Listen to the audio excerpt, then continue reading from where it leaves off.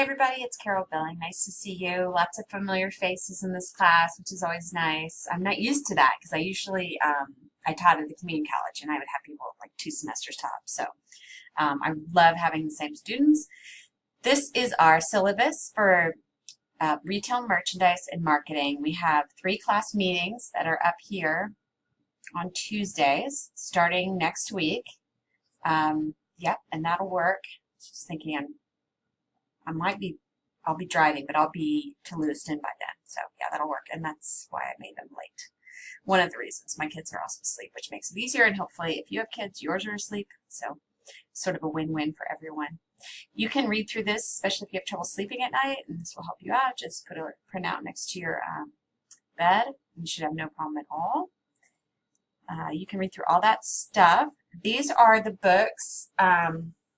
And these are where you get your source material for your lessons. I picked books I thought give you a wide spectrum on retail. I like the wholesale and retail book because it explains the difference between both. I like the, one of them has online. I can't remember which one right now. I like the one because it has marketing and branding also. I know. Anyway, whatever. There's one that has online, which I think is an important part of teaching retail and something you should think about integrating into your curriculum. And I'm sure you're going to have advisory boards, and so they'll talk about how they're actually using online retail versus brick and mortar. And we all buy online, so I don't need to go into that, I suppose. Okay, all this stuff is pretty standard conversation. This explains all the different tools I use primarily for communication. If you've never taken my class, this looks like a lot, but I believe you'll see as it sorts out that they're very, very helpful. And Voxer especially, V-O-X-E-R, is a great way to contact me for quick questions. I only have students use Voxer. So when I see a notification there's a Voxer for me, I usually respond immediately if I can, if I'm in a place where I can listen to your question or I can read your text and answer you back or text you back. So that's a great way for quick questions, and I love it because email is just a black hole, and you know, because you get email too, and if there's any way I can parse out student conversations from my job conversations, I want to have my students get preference. So that's why I use Voxer.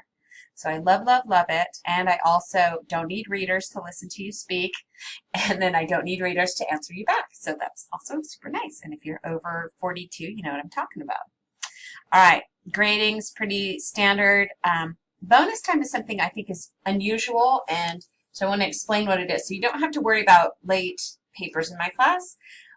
This is how I give you like a carrot stick with bonus time. So every assignment has a due date. That's when it's due. As long as you can ask me any questions up until the due date, and I will give you excellent feedback if you submit by the due date.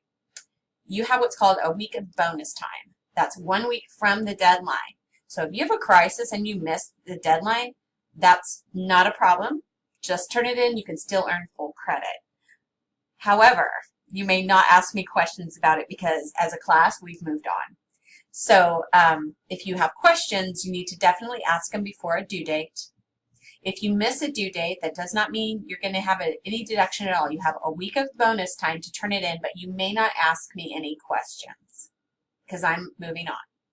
And then feedback is possibly going to be less if you miss the deadline because it becomes a time crunch. I still feel like feedback's really important, and if you have a problem, I get that, and especially if you miss it by a day, quite honestly, it doesn't make a whole lot of difference to me because in the reality of the real world of teaching online, I may not get to grading that until a day or two later. And so it's kind of like, well, if it's in the mix with everything else, it's not a problem to grade it a day or two later. I mean, let's just be realistic, right? So I don't say you aren't going to get feedback, but I do reserve the right to have less feedback if you're submitting it 7 days after the assignment and I've already graded everybody else's, and I have to backtrack and what am I doing? What was the point of this assignment? You know, what areas am I focusing on? What am I grading on? All of that, then it's not the most optimal environment to have your paper graded. That's a great way to say that. Okay, so I think you understand bonus time. Bonus time is because we're all adults and most of us work, and if you don't, you're going to school full time. So I get that, and I have the full life also. So try to get it in by the deadline. That's always your best bet. All your questions before the deadline. You have a week of bonus time to still submit an assignment. The later you submit it in that week, the less chance you're going to get as detailed feedback. So that's kind of the bummer, because I think feedback's really important. So that's bonus time. Let me know if you don't understand. I can go through it again. We do a live session because we have 3 live classes. Okay, and then no work after bonus time. So you have a week, and then after that, quite honestly, don't want to see it. You can always work ahead.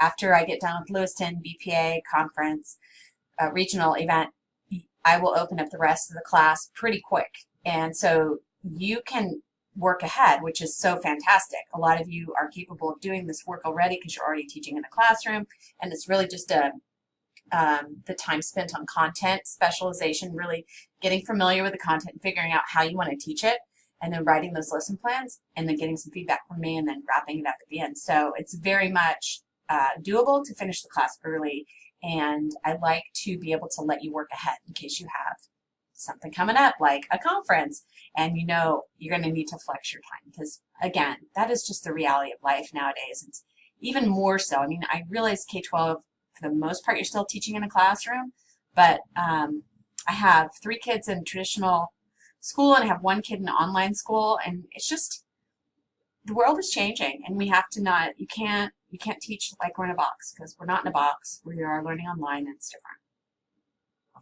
All right, enough of Carol's soapbox. 7 minutes you'll never get back, but hopefully you found them helpful. I'm looking forward to the semester, and I will see you all very soon. Bye.